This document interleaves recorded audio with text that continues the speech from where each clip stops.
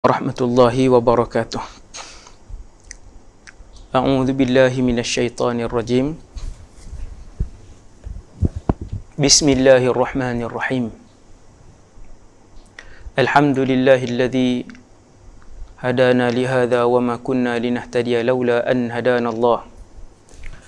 Asyhadu an la ilaha illallah wahdahu la syarika lah wa asyhadu anna Muhammadan abduhu wa rasuluh. وصفيه وخليله خير نبي أرسله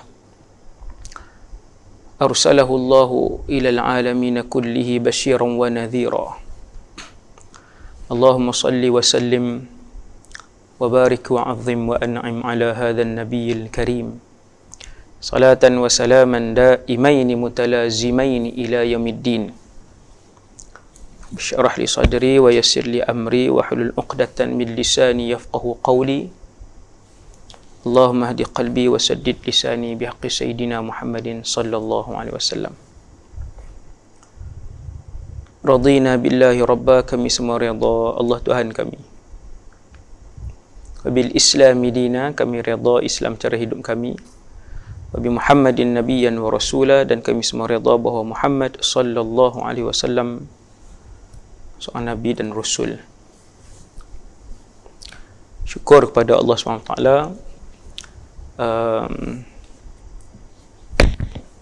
Walaupun saya berseorangan di sini, masjid sekolah kami, Masjid Darul Ifta, bersama dengan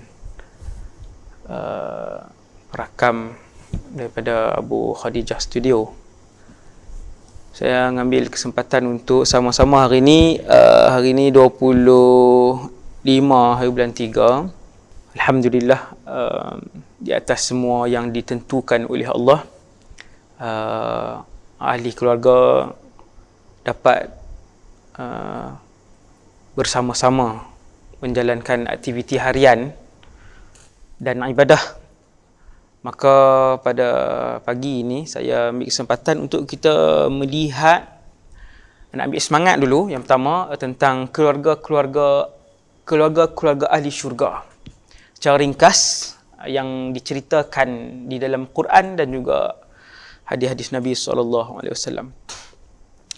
Bila sebut ahli keluarga yang Islam dan ataupun ahli keluarga yang ahli syurga ni, sebelum masuk kepada tajuk ni mukadimah saya yang saya rasa untuk naikkan semangat kita. Kita tengok keluarga hari ni bukan senang kalau nak dapat satu orang anak yang soleh, yang tidak menyakitkan hati, anak yang memahami keperluan ibu dan ayah, anak yang selalu mendoakan, anak yang menggembirakan mak dan ayah ni. Kita kata anak ahli syurga lah, yang hari ni nak dapat seorang pun susah. Tapi bila kita tengok di dalam Al-Quran, Allah Ta'ala ada cerita bahawa Nabi Yusuf, anak Nabi Yaqub, anak Nabi Ishaq, anak Nabi Ibrahim. Yusuf ibn Yaqub, ibn Ishaq, ibn Ibrahim. Tuan-tuan bayangkan, keempat-empat ini Rasul yang disebutkan di dalam Al-Quran.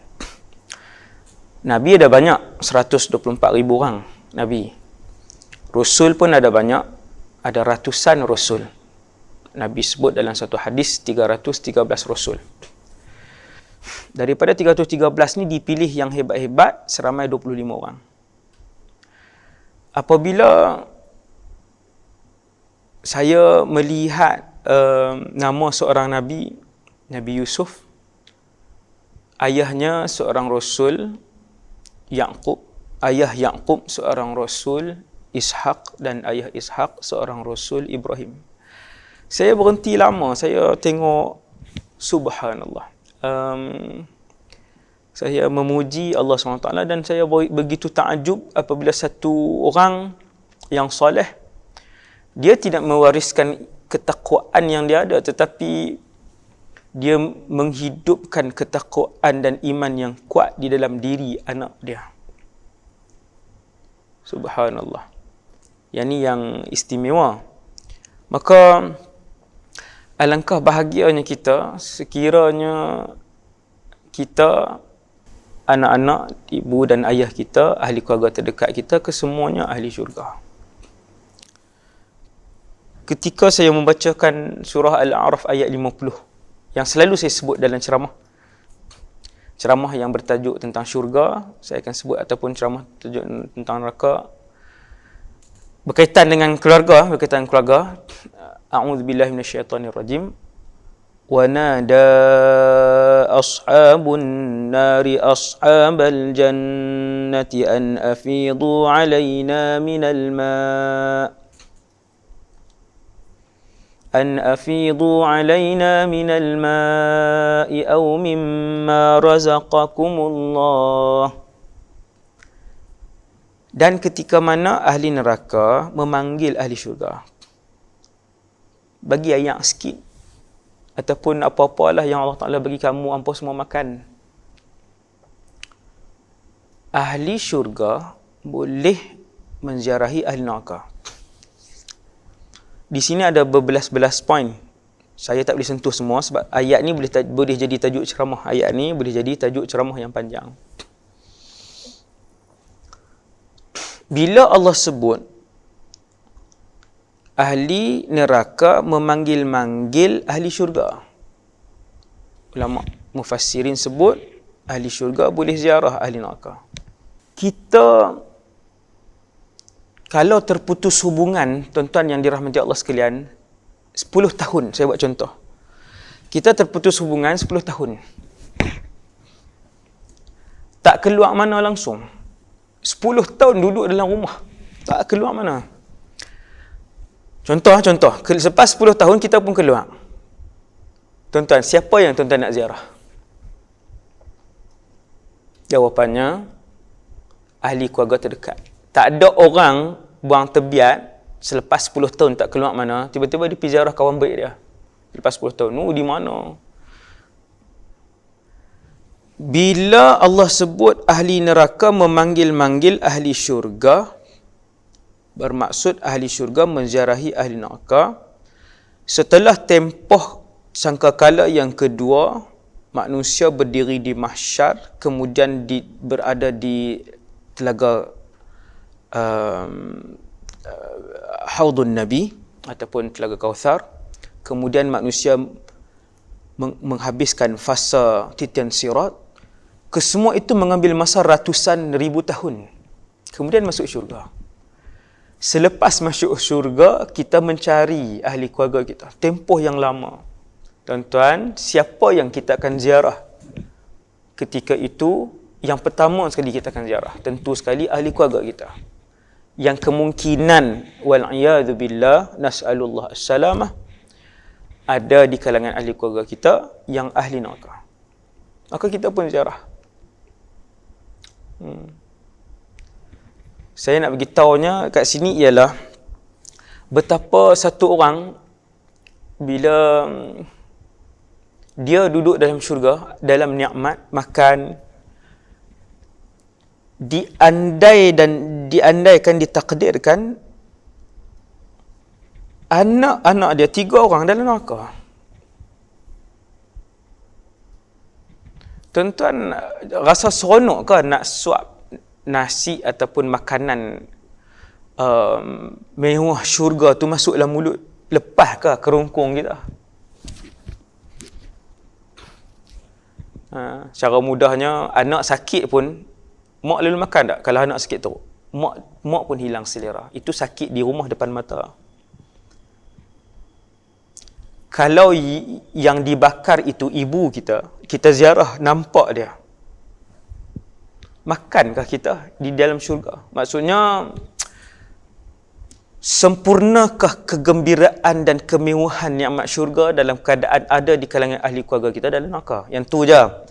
Ni muqaddimah ni. Muqaddimah apa nak bagi tahu lah, ni COVID-19, ada arahan PKP, semua orang patuh, alhamdulillah, duduk dalam rumah, semua tengok muka ahli keluarga. Ada orang dalam rumah tu ada mak dia, ada orang dalam rumah tu ada anak-anak dia, ada orang dalam rumah tu ada kakak dia, Ada orang dalam rumah tu ada isteri, ada suami dia, lihat. Kesemuanya kah akan menjadi ahli syurga, bersama-sama mengecapi nikmat syurga dan juga nikmat kesenangan yang diberikan oleh Allah SWT. Sebab tu saya buat tajuk, betapa di dalam dunia ini kita nak ambil inspirasi daripada keluarga-keluarga ahli syurga. Antaranya keluarga Nabi Yusuf tadi. Ayahnya Rasul, dia Rasul, ayahnya Rasul, atuknya Rasul, neneknya Rasul. Bismillah, Masya Allah. Masya Allah, hebat. Kemudian Rasulullah SAW sendiri, anak-anak beliau orang-orang yang saleh, yang hiduplah di kalangan anak-anak perempuan Nabi SAW. Orang-orang saleh. Begitu juga para sahabat. Kalau tuan-tuan tengok sahabat yang paling tinggi, Sayyidina Abu Bakar, Sayyidina Umar, Sayyidina Uthman dan Sayyidina Ali. Keempat-empat ini adalah umat Nabi Muhammad yang terbaik. Ranking 1, 2, 3, 4. 4 orang ni. Tuan-tuan yang dirahmati Allah, Abu Bakar ada anak dia nama Muhammad. Cucunya nama Qasim. Al-Qasim ibn Muhammad ibn Abu Bakar. Tiga-tiga ini ulama dan orang saleh. Tiga-tiga ni. Al-Qasim ibn Muhammad ibn Abu Bakar Siddiq. Ketiga-tiga ini ulama dan orang saleh. Bahkan cucu Abu Bakar Al-Qasim min fuqaha is-sab'ah al-mashhurin. Di kalangan fuqaha sab'ah ni macam 7 yang paling alim di kota Madinah di kalangan tabi'in. Subhanallah. Anak Sayyidina Abu Bakar. Sama Sayyidina Umar, Salim ibn Abdullah ibn Umar. Sayyidina Umar orang alim, Abdullah anaknya orang alim, Salim cucunya orang alim. Salim bin Abdullah bin Umar. Sayyiduna Salim ini min fuqaha is-sab'ah. Subhanallah. Alim, beriman, salih. Anak Sayyidina Uthman sama. Aban ibn Uthman ibn Affan. Aban itu anak Sayyidina Uthman min fuqaha is-sab'ah. Aban ibn Uthman. Begitu juga Sayyidina Ali, ada masyhurlah Al-Hasan ibn Ali, Al-Husain ibn Ali radhiyallahu anhum. Cuma saya nak beritahu ni dalam poin ni, masya-Allah, ini keluarga-keluarga yang beriman. Hebat keluarga yang beriman. Nah, begitu juga keluarga yang dipuji oleh Allah SWT dalam Quran, iaitu Alu Imran. Sehingga ada satu surah. Asma'us surah fil Quran tauqifiyah. Nama-nama surah dalam Quran ni tauqifi, bukan ijtihad ulama. Maksudnya dari wahyu dari langit. Surah sekian, surah sekian, surah sekian. Dipilih satu surah Alu Imran. Apa maksud Alu? Maksudnya keluarga. Keluarga Imran. Apa yang berlaku kepada mereka? Allah memuji keluarga ini. Tuan-tuan baca cerita keluarga ni. Subhanallah, saya baca cerita keluarga ni. Semua bapa-bapa saudara mereka aulia yang saleh. Bapa-bapa saudara, anak-anak saudara mereka, nenek, atuk mereka, semua aulia dan orang-orang yang saleh. Subhanallah, ajib. Imran, orang saleh yang disebut oleh Allah dalam Quran. Isterinya Hinnah, mengandung, kemudian bernazar. Dapat siapa? Dapat wanita terbaik alam, iaitu Maryam. Antara wanita terbaik di dalam alam ini Maryam. Dahsyat lah. Imran itu orang saleh, aulia. Isterinya orang salihah. Sehingga Allah Ta'ala sebut tentang apa yang dinazarkan oleh Hinnah dalam Quran. Keluar anak Maryam.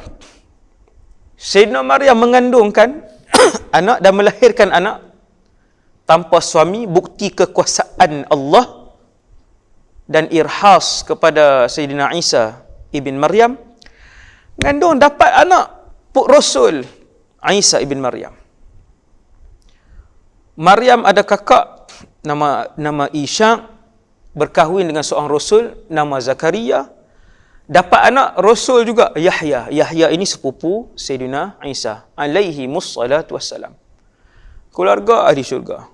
Tuan-tuan yang dirahmati Allah sekalian, saya mengajak kita, saya dan kita semua, ayuh pastikan setiap hari kita menegur ahli keluarga kita sekiranya mereka melakukan kesalahan.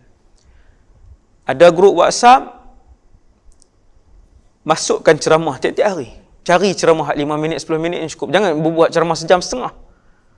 Ahli keluarga kita ada yang tak pernah jejak kaki ke masjid, kecuali Jumaat, ataupun kecuali sembahyang raya saja. Setiap hari kita pilih ceramah sejam setengah. Buat dalam grup WhatsApp. Dia tengok tak? Dia tak tengok. Sebab tu kena ada uslub nak berdakwah. Ambil ceramah-ceramah yang agak singkat. Letak dalam grup WhatsApp kita. Ceramah ustaz-ustaz yang alim, yang salih. Yang alim, yang salih. Ubuh. Yang bermanfaat ceramah mereka. Ramai ustaz-ustaz kita yang alim, yang salih. Masya Allah. Nah, bubuh. Supaya bermanfaat. Qu anfusakum wa ahlikum nara. Lindungilah diri kamu dan ahli keluarga kamu daripada neraka. Kena buat, tuan-tuan, kena buat. Satu hari di mahsyar kita akan disoalkan oleh Allah. Kita tidak disoal kenapa mereka itu masuk neraka, tetapi kita disoal apakah kamu pernah sampaikan nasihat dan pernah membuat teguran kepada ahli keluarga kamu. Itu soalannya. Itu yang akan dibangkitkan oleh Allah SWT di mahsyar kelak. Nah, jadi di samping kita nak ambil inspirasi daripada keluarga-keluarga yang hebat ni, banyak lagi dalam Quran. Hati-hati, jangan sampai dalam keluarga kita tak ada seorang pun yang takutkan Allah, yang lebihkan akhirat, yang penuh di dalam hatinya cinta Allah dan Rasul, sehingga menjadikan keluarga itu keluarga yang dilaknati oleh Allah, oleh malaikat, bahkan oleh makhluk Allah yang lainnya. Kita nak keluarga itu keluarga yang Allah berkat, keluarga yang Allah rahmat. Jangan sampai menjadi seperti mana keluarga Fir'aun. Tuan-tuan perasan, tengok dalam Quran, Allah sebut dalam Quran, kami mengazab keluarga Fir'aun. Bukan Fir'aun seorang, keluarga Fir'aun. Hasbunallah wa ni'mal wakil. Kata para ulama tafsir, tidak beriman daripada Qibti kecuali 2 orang. Daripada keluarga Fir'aun 2 orang saja yang beriman. Keseluruhannya bermusuhan dengan para rasul dan juga membunuh umat Islam dan juga menjadi dalang utama untuk memadamkan api dakwah yang dibawa oleh rasul-rasul ketika itu. Yang beriman daripada keluarga Fir'aun hanya 2 orang. Yang pertama sepupu Fir'aun yang Allah sebut dalam Quran, a'udzubillahi minasyaitonirrajim, wa qala rajulun mu'minun min ali fir'aun yaktumu imanahu ataqtuluna rajulan ay yaqula rabbi Allah. Dan berkata seorang lelaki yang beriman daripada kalangan ahli keluarga Fir'aun. Ini seorang yang menyembunyikan iman dia. Kenapa kalian bersusah payah? Lelaki ni sebut ni, kenapa kalian bersusah payah untuk membunuh satu orang yang hanya menyebutkan Tuhan aku Allah. Dia ni beriman. Dan seorang lagi yang beriman ialah Asiyah, bukan Aisyah. Asiyah imra'atu Fir'aun, isteri Fir'aun. Tu boleh jadi tajuk ceramah tu. Asiyah imra'atu Fir'aun tu boleh jadi tajuk ceramah sejam. Isteri Fir'aun, manusia yang paling jahat di atas muka bumi Allah. Tetapi isteri dia beriman. Fir'aun tu yang paling jahat. 2 orang beriman. Dalam Quran yang sangat menginsafkan kita, bila Allah sebut tentang Fir'aun, Allah akan sebut kami musnahkan keluarga Fir'aun. Bukan sekali, Tuan ulang, kedua, ketiga, keempat, kelima dalam Quran. Antaranya wa idh najjaynakum min ali Fir'aun. Dan ingatlah wahai Bani Israel ketika mana kami, iaitulah Allah, selamatkan kamu semua daripada siapa? Daripada keluarga Fir'aun. Maksudnya bukan Fir'aun seorang yang buat jahat. Yang buat jahat ni seluruh ahli keluarga Fir'aun. Hasbunallah wa ni'mal wakil. Jadi jahat, satu keluarga jadi jahat. Ayah mencuri, anak mencuri, mak mencuri. Masuk supermarket, 3 beranak buat kerja. Gathering pula tu, berjemaah pula tu. Hasbunallah wa ni'mal wakil. Ada keluarga tuan-tuan, ayah isap ketum, anak isap ketum. Kadang ayah tak sempat, anak pergi beli. Kadang anak tak sempat, ayah pergi beli. Hasbunallah wa ni'mal wakil. Tuan-tuan, Kita nak pasti semua. Jangan bukan kita nak pastikan ada wakil seorang aja selamatkan kita dari neraka. Jangan macam tu. Maksudnya kita nak biar semua ahli keluarga kita. Jangan sampai jadi macam alu Fir'aun, keluarga Fir'aun. Allah sebut yang kedua, wa idh faraqna bikumul bahr. Ketika kami membelah lautan, kata Allah kepada Bani Israel. Fa anjaynakum, kami selamatkan kamu semua, iaitu Bani Israel. Wa aghraqna ala Fir'aun, dan kami menenggelamkan keluarga Fir'aun. Inna lillahi wa inna ilaihi raji'un. Baca ayat ni renung sikit. Wa aghraqna ala Fir'aun. Kata ulama tafsir, cuba tengok. Allah Ta'ala sebut, kami menenggelamkan seluruh ahli keluarga Fir'aun. Subhanallah. Kesemuanya jahat. Tok Wan jahat, atuk dia jahat, bapa saudara dia semua jahat, ibu saudara dia semua jahat, anak-anak saudara semua jahat, sepupu-sepupu semua jahat. Hasbunallah wa ni'mal wakil. Wa aghraqna ala Fir'aun, dan kami tenggelamkan sebagai azab kepada ahli keluarga Fir'aun. Hasbunallah wa ni'mal wakil. Semoga benda ni memberi keinsafan kepada kita untuk saya bercakap tentang tajuk ni dah kita masing-masing duduk dalam keluarga, duduk dalam rumah, tengok muka suami, tengok muka isteri, tengok muka anak-anak. Apa amal ibadat, benda pahala yang kita boleh buat secara berjemaah duduk dalam rumah. Sekejap kita sambung. Jadi bila dah semua duduk dalam rumah ni, subhanallah, hari ni saya nak nasihatkan diri saya, nombor satu, ahli keluarga saya dan kita semua untuk mengisi masa bersama ini dengan ketaatan kepada Allah Subhanahu Wa Taala. Mana tahu selepas kematian kita, dalam buku amalan kita, kita tengok yang paling banyak sekali kita melakukan amal ibadah bersama ahli keluarga yang di bawah tanggungjawab dan tanggungan kita. Tengok dalam tu, nampak tengok tarikh dalam tu, bulan Mac 2020 dalam buku amalan kita. Baru kita teringat, oh ni waktu tu COVID. Duk ikut arahan waktu tu, semua ikut arahan PKP kan, duduk dalam rumah kuarantin, tak perlu kan. Waktu tu lah alhamdulillah banyak amal ibadah yang buat sekali. Nanti dah buka sekolah, dah buka pejabat, dah mula kerja apa semua, dah susah dah. Dan yang dirahmati Allah sekalian, nombor satu, yang pertama sekali, esok ialah 1 Sya'ban. Hari ni 30 Rejab. Esok insya-Allah 1 Sya'ban 1441 Hijriah. Sya'ban ni, itu tajuk ceramah lah. Kelebihan Sya'ban itu tajuk ceramah saya ambil sikit saja, iaitu tuan yang dirahmati Allah sekalian, di antara 11 bulan selain Ramadan, di antara 11 bulan ada banyak hadis sahih yang sebut paling banyak Nabi berpuasa sunat ialah pada bulan Sya'ban. Paling banyak. Bahasa nak mudah faham, lebih 20 hari lah kita kata. Paling banyak Nabi berpuasa sunat ialah pada bulan Sya'ban. Sehingga Sayyidina Aisyah sebut dalam satu hadis, tidak ada bulan yang Nabi berpuasa hampir penuh lebih daripada bulan Sya'ban. Hadis sahih.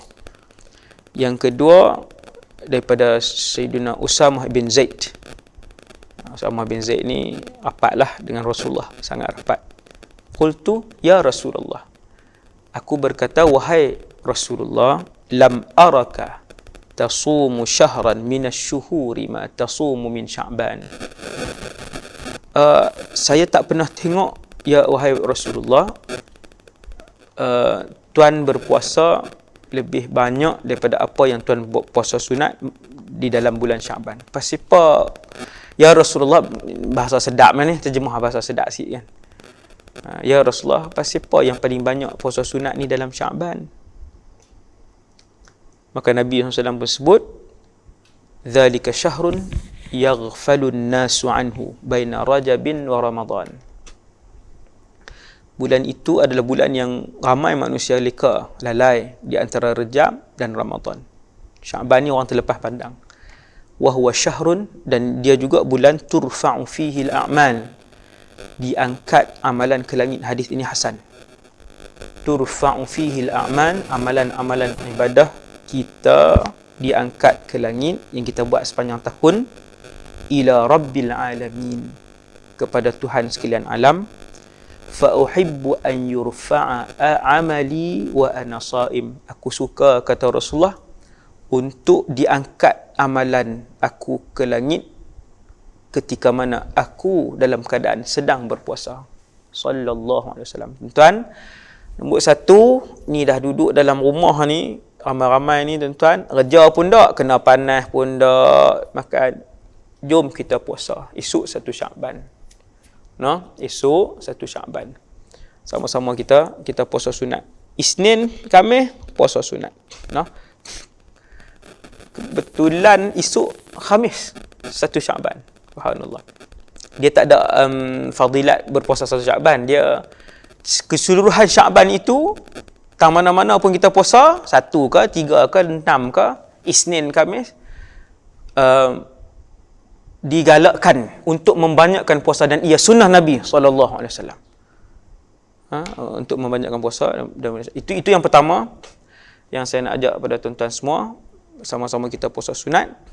Subhanallah, dekat-dekat nak buka puasa lagi kan, pakat masak, tolong-tolong antara satu sama lain. Boleh ke ustaz ni kami duduk dalam rumah ni nak buat aktiviti bersama macam tu?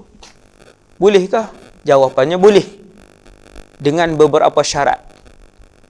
Dengan beberapa syarat ni, aktiviti ibadat yang saya nak cerita kat tuan-tuan ni, aktiviti ibadah dan kebaikan yang saya nak ajak buat bersama-sama ni tuan-tuan, dia ada syarat-syarat dia yang digariskan oleh garis panduan oleh KKM, dan saya pun ada rujuk Dr. Fauzi daripada pakar daripada Sultanah Bahia, Dr. Fauzan daripada KL kan. Tanyalah sikit-sikit, bolehkah kan nak suruh ni, saya nak cakap kat orang ramai ni supaya duduk sekali apa semua dalam rumah lah, dalam rumah kan, rumah yang mana duduk dalam tu saja ahli keluarga. Maka panjang jugalah syaratnya kan. Jadi disebutkan syarat yang pertama, tiada ahli keluarga dari kalangan yang berisiko.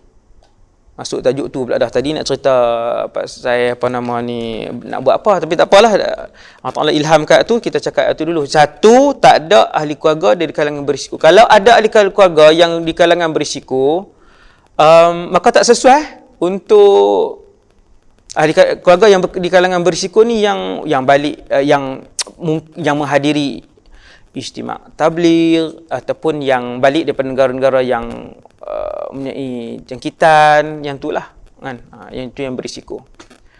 Jadi itu nombor satu. Nombor dua, setiap ahli keluarga mesti ambil langkah-langkah kebersihan peribadi yang ketat, jangan sambil lewah. Walaupun duduk dalam satu rumah, langkah kebersihan peribadi, personal hygiene, seperti kerap cuci tangan, kerap mandi, dan patuh arahan PKP,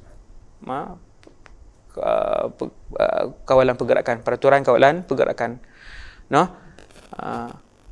Dia maksudnya kita nak buat aktiviti bersama dalam rumah ni. Kalau anak-anak kita keluar main dekat luar pintu pagar apa semua, main dengan anak jiran apa semua, balik buat aktiviti bersama ni, dah ustaz kata tak ada apa, boleh dah duduk satu rumah. Itu tak termasuk daripada saranan saya. Nak termasuk dalam saranan saya untuk sama-sama buat aktiviti bersalaman, solat berjamaah, baca Quran bersama, puasa, masak bersama, semua ni mesti ahli keluarga tadi patuh arahan PKP, iaitu tidak keluar rumah. Hati-hati kalau anak-anak selalu kerap keluar rumah, keluar dalam keadaan yang kita tak ada maklumat, dia keluar, dia pergi, dia sentuh itu, ini, semua tu berupaya untuk kemungkinan untuk berjangkit. Okey. Itu langkah-langkah yang perlu diambil. Dan disebutkan juga sekiranya dalam ahli keluarga kita, ada dalam di kalangan ahli keluarga kita 5 jenis orang, maka tak sesuai juga untuk aktiviti ibadah dan kebaikan yang saya nak cadangkan untuk kita lakukan bersama-sama dengan keluarga ni jadi tak sesuai. Ada 5 jenis kumpulan. Yang pertama, warga tua. Warga tua yang sistem imun mereka lemah, mudah dijangkiti. Kalau jangkit pula susah untuk pulih.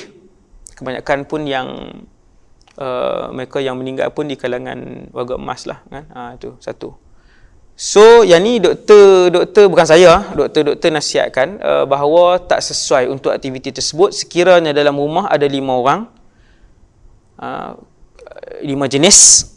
Yang pertama warga tua, yang kedua mereka yang berpenyakit kronik seperti kencing manis, darah tinggi dan stroke pun tak sesuai untuk aktiviti yang saya akan sebut nanti. Yang ketiga, ahli keluarga yang sakit autoimunisis. Itu tak sesuai yang ketiga.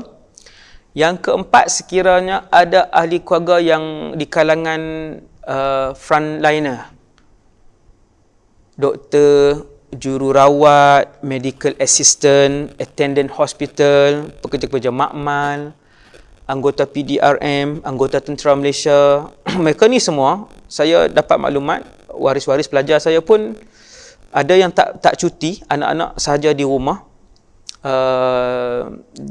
Dia sebut mak tak cuti, ayah tak cuti. Saya pun pelik, mak dengan ayah tak cuti. Rupanya ayah polis, mak kerja hospital. Dua-dua tak cuti. Tuan-tuan, sekiranya ahli keluarga di kalangan frontliner, maka ini juga tak sesuai untuk buat aktiviti yang bersama yang saya nak sebut tadi ni. Kan, tak sesuai. Sebab kebanyakan mereka ni keluar dan sangat terdedah. Bila balik tu kita takut pada hari tersebut kan, ada hari tu dia bersama dengan orang yang dijangkiti positif COVID-19, tiba-tiba balik pula kan, dah ustaz kata elok buat aktiviti apa semua ni. Maka saya sebut di sini di kalangan ahli keluarga yang kalau ada yang frontliner ni, sebab ada di kalangan doktor yang saya dapat maklumat, suami isteri kerja di hospital dan mereka menghantar anak-anak terus ke kampung ataupun ke rumah pengasuh dan sepanjang tempoh ini kerana takut ada hari yang mereka balik kan. Yang itulah. Dan yang kelima, yang tak sesuai untuk aktiviti yang saya sebut ni, yang ibadat dalam rumah yang bersentuhan apa semua ni adalah person under investigation, PUI kan. Mereka ni juga tak sesuai dengan aktiviti yang kita sebutkan, walaupun dalam satu rumah, yang sehinggalah keputusan ujian dikeluarkanlah untuk kumpulan yang kelima tadi ni yang ada dalam keluarga. Nombor 1, kita balik kembali kepada tajuk tadi ni. Tuan-tuan yang dirahmati Allah sekalian, puasa sunat. Ayah buat keputusan kerana ayah ketua keluarga. Dan saya tahu ayah ni kalau dia buat keputusan kata nak puasa, mak kata tak payahlah. Kalau mak, maksudnya suami atau ayah, kalau dia buat keputusan seorang, isteri tak mau. Isteri kata tak payah bang kan, panas ni. Maka anak-anak ikut ayah ke ikut mak? Jawapan dia ikut mak. Kan? Jadi saya menyeru mak dengan ayah kan, kalau dua-dua tak kerja tu puasa sunat. Terutamanya yang tak ganti lagi tak payah puasa sunat lah, memang puasa qada lah. Kan? Hati-hati. Siapa-siapa yang tak ganti lagi, orang perempuan khususnya yang banyak perlu ganti. Ni dah masuk Syaban, Allah Ta'ala bagi duduk rumah dengan ahli keluarga, puasa. Kan? Tak mau puasa Isnin Khamis, puasa Isnin Selasa Khamis. Kan? Dah tak mau puasa 2 hari, puasalah 3 hari seminggu. Kan? 1. Yang kedua, solat berjemaah. Dah duduk dalam keluarga, setiap kali masuk waktu, solat berjemaah. Di awal waktu. Jadi, nak masuk syurga ni mahal. Kan? Harga dia bukannya RM50,000. Harga murah. Nak masuk syurga ni mahal. Membayar harga dengan menyalahi tuntutan nafsu. Dah kita duduk dalam rumah, tengok jam kan, pukul 1:05. Okey, semua ambil semayang, kita nak solat. Allahu Akbar. Itu ahli keluarga yang insya-Allah ahli keluarga syurga. Boleh masuk syurga insya-Allah. Ayah buat keputusan. Ayah tak kuat, ibu bantu. Ibu tak kuat, ayah bantu. Suami isteri itulah kan untuk pandu anak-anak. Habis sembahyang sunat, sembahyang fardu berjamaah, habis sembahyang fardu berjamaah, baca Quran seorang semuka surat. Seorang semuka.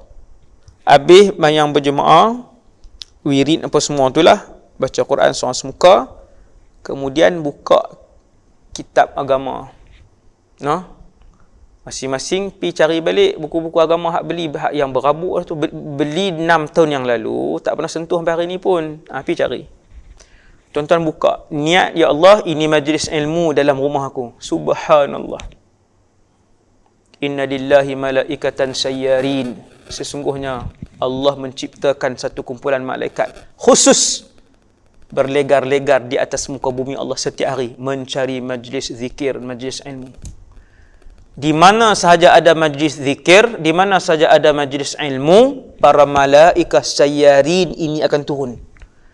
Duduk mendoakan keampunan bagi mereka, bersesak-sesak, bertindan-tindan sehingga penuh ke langit. Masya Allah. Ambil kesempatan tuan-tuan, habis sembahyang jemaah, wirid selepas solat. Wirid lepas solat tak bid'ah. Memang warid kesemuanya dengan hadis-hadis yang sahih. Jangan buat macam satu tempat tu. Punya nak bid'ah orang wirid jahar sampai tak wirid di tempat depa, semua tak wirid. Habis sembahyang bangun. Habis sembahyang terus bangun. Kesian. Inna lillahi wa inna ilaihi raji'un. Itu musibah. Kesemua hadis yang menceritakan zikir dan wirid selepas solat adalah hadis sahih.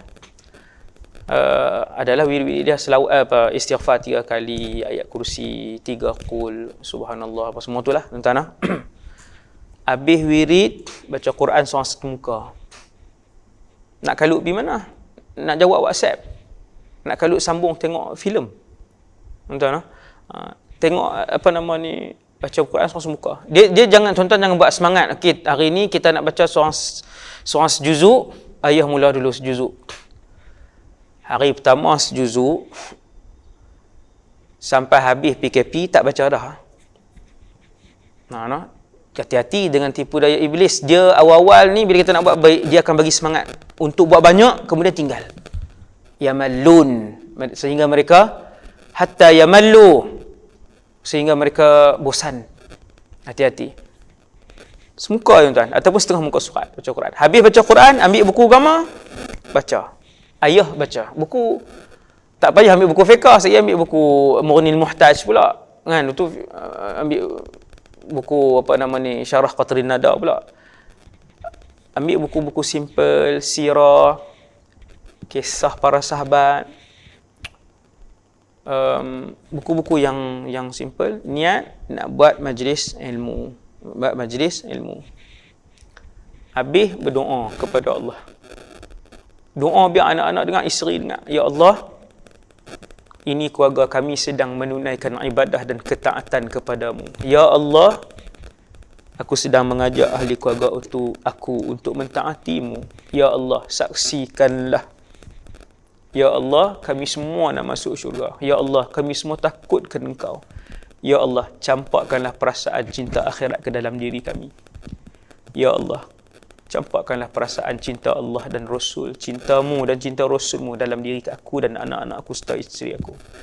Doa bagi ahli keluarga dengar. Tak boleh bahasa Arab Ustaz, tak ada siapa suruh bahasa Arab, doa bahasa Melayu. Doa bahasa Melayu, bagi semua dengar, semua amin. Tadi para malaikat hadir majlis kita buat majlis ilmu dalam rumah kita. Para malaikat itu berdoa supaya Allah mengampunkan dosa mereka di dalam majlis itu. Kemudian aktiviti ibadah juga yang boleh dibuat bersama, tuan-tuan sekalian. Nabi ajak untuk baca doa mengelakkan kemudaratan. Bismillahilladzi la yadurru ma'asmihi syai'un fil ardh wa la fis sama' wa huwas samiul alim. 3 kali pagi, 3 kali petang.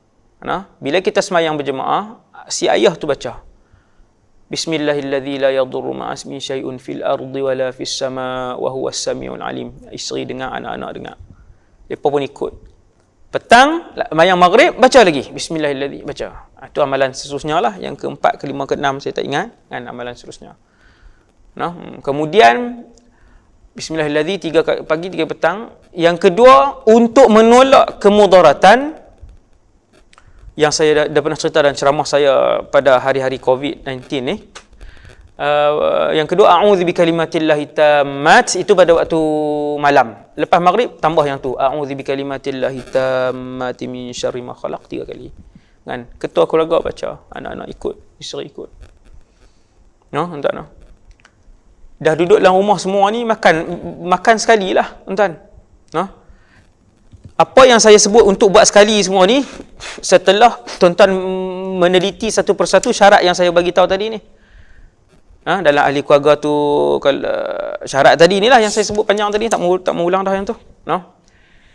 Duduk makan sekali, faedah dan fadilatnya sangatlah banyak. Ketika makan dibenarkan tak bersembang. Dibenarkan bersembang, ada hadis Nabi SAW bersembang dengan ahli keluarga baginda ataupun dengan para sahabat ketika makan. Bukan menghimpun, bersembang dengan ahli keluarga, mengeratkan silaturahim. Ni duduk kat meja makan 6 orang, sengap sunyi. Pasal apa?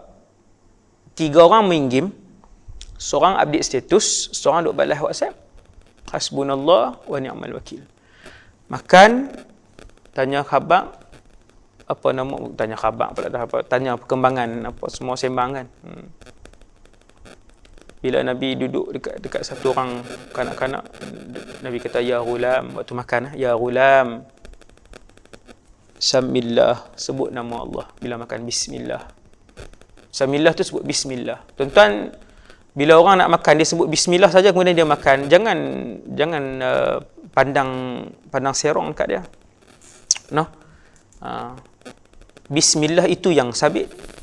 Bismillah. Kan? Jangan kita buat macam tu pula. Tak baca pun Allahumma barik lana fima razaqtana. Jadi bismillah pun dah cukup memadai untuk ni. Nabi sebut kat satu orang kanak-kanak yang makan dengan Rasulullah sallallahu alaihi wasallam, ya ghulam samillah, baca bismillah.